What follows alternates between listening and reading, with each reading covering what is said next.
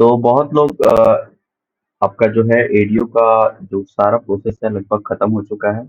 अब रिजल्ट का वेट है, तो मैक्सिमम जो रिजल्ट है वो कल तक डिक्लेयर्ड हो जाएगा सभी डिवीजन का। और पिछले बार जैसा कि हुआ था कि रिजल्ट वेबसाइट पे पब्लिश नहीं हुआ था, उससे पहले ही सबको मेल आ गया था।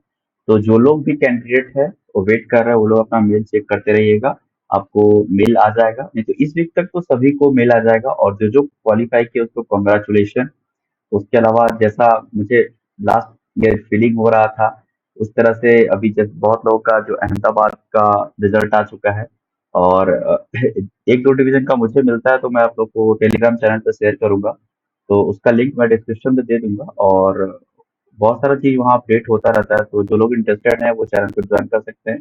टारगेट ज्ञान आप सर्च करें टेलीग्राम में तो आपको देखने को मिल जाएगा, आप वहाँ पे ज्वाइन कर लेना, तो बहुत सारा अपडेट आता रहता है। उसके अलावा इसके बाद क्या प्रोसेस होगा डिटेल, उसके बाद मेडिकल का ट्रेनिंग कहाँ पे होगा, कैसे होगा, उसके बारे में। और इसका जॉब प्रोफाइल एक्चुअल में क्या है कि आप जब अपॉइंट होंगे तो आपको क्या क्या करने के लिए कहा जाएगा, उसके बारे में सेपरेट वीडियो हम जल्द ही लाने वाले हैं 2-3 दिन के अंदर।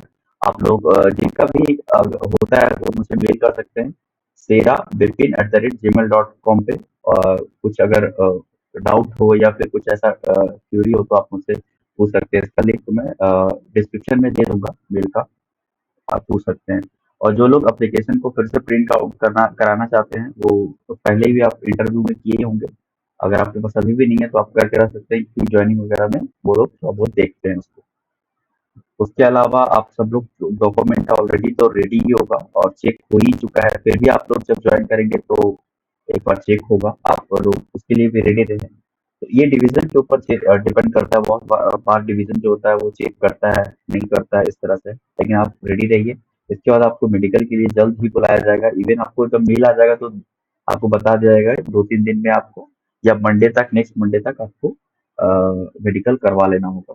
मेडिकल में कुछ ज्यादा खास होता नहीं है, यूरिन टेस्ट, हाइट, वेट, यही सब ज्यादा चेक होता है। एलआईसी में उतना स्ट्रिक्ट नहीं है मेडिकल, एज फार एज जो पिछले जितने सालों में हुआ है। तो उम्मीद करते हैं इस बार भी बहुत ईजी होगा, उसके लिए मेडिकल के लिए कोई भी चिंता लेने का जरूरी नहीं है। अगर ओवर वेट है तो होगा कि नहीं, तो ऐसा नहीं है। ओवर वेट है तो ले लेते हैं, बट आपको बोलते हैं कि वेट कम करना होगा, फिर कोई थोड़ी ना करता है ज्वाइन करने के बाद। लेकिन एलआईसी मेडिकल में उतना कुछ अभी तक तो कुछ नहीं किया है कि ऐसा ना हो कि उसको हटा दिया हो या फिर निकाल दिया हो, ऐसा नहीं होता है। ये सब आपका रेलवे या फिर और भी एग्जाम्स है वो सब में आपको देखने को मिलता है। और इसका बहुत ही इजी मेडिकल होगा, उसमें कोई भी डरने का बात नहीं है।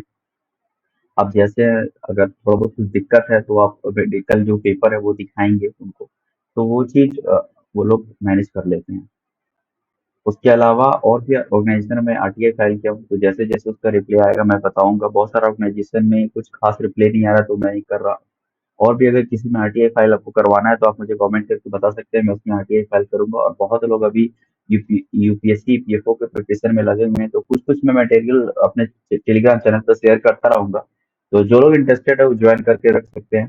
तो उम्मीद करते हैं उससे लाभ ही होगा आपको। और जो लोग एग्जाम को दे रहे हैं अच्छे से दीजिए, क्योंकि आपको पता है 4-5 साल बाद ये सब एग्जाम आता है और अच्छा जॉब है, उसको अच्छे से करिए। खासकर जो बेसिक टॉपिक है, बहुत लोग है ना केवल ये जैसे लेबर लॉ हो गया, सोशल सिक्योरिटी के पीछे भागे हुए हैं। और भी जो जैसे जनरल इंग्लिश हो गया और करंट अफेयर्स हो गया, इंडियन पॉलिटी हो गया, इकोनॉमिक हो गया, ये सब पे इजी क्वेश्चन आते हैं, क्वांट रीजनिंग हो गया, ये सब पे क्वेश्चन आते हैं जो कि आप नॉर्मल हर एग्जाम के लिए करते हैं। तो आपका मेन टारगेट यहाँ पे होना चाहिए। अगर आप यहाँ पे अच्छा परफॉर्म नहीं करेंगे तो आपको वैसे भी सिलेक्शन नहीं होने वाला है, क्योंकि आप जो स्पेसिफिक होता है जैसे अकाउंट का पोर्शन हो गया, फिर इंडियन सॉरी आपका इंडस्ट्रियल रिलेशन हो गया, लेबर लॉ हो गया, इससे कट ऑफ डिसाइड नहीं होगा। क्योंकि ये तो क्या है ना, थोड़ा स्पेसिफिक सब्जेक्ट होता है, कुछ लोग कर पाएंगे तो कुछ लोग नहीं कर पाएंगे। जो इसको करेंगे उनका रीजनिंग क्वांट या फिर कोई दूसरा सब्जेक्ट होगा वो खराब होगा। तो आप ओवरऑल आपको जो कॉमन सब्जेक्ट होता है वो कट ऑफ डिसाइड करता है, आपको वो स्ट्रॉन्ग करना है। जैसे जनरल इंग्लिश हो गया, फ्रीडम स्ट्रगल जो है, हिस्ट्री का पोर्शन है, करंट अफेयर्स हो गया। करंट अफेयर्स यहाँ पे आपको स्टैटिक टाइप का देखने को मिलता है, जैसा बैंकिंग वगैरह में होता है। कुछ कुछ रहता है जैसे एपीएससी में यूपीएससी लेवल का देखने को मिलता है, लेकिन ईपीएफओ एओ और ईओ में उस तरह का आपको देखने को मिलेगा। अकाउंटिंग प्रिंसिपल में जस्ट आपको बेसिक एनसीईआरटी 11-12 करना है और बेसिक बेसिक चीज में पूछता है। सोशल सिक्योरिटी में आप अगर उसका आप अगर स्कीम ही करके जाते हैं तो आपको अच्छा खासा वहाँ पे वेटेज देखने को मिल सकता है। और रीजनिंग, क्वांट ये सबको अच्छे से करके जाइए, उनका वेटेज ज़्यादा है। आप दोनों एग्ज़ाम में देख सकते हैं, ईपीएफओ, एओई, ईओ और आपका एपीएफसी में भी। तो इस एग्ज़ाम को अच्छे से टारगेट कीजिए। All the best. इस वीडियो में बस इतना ही। थैंक यू, धन्यवाद, जय हिंद।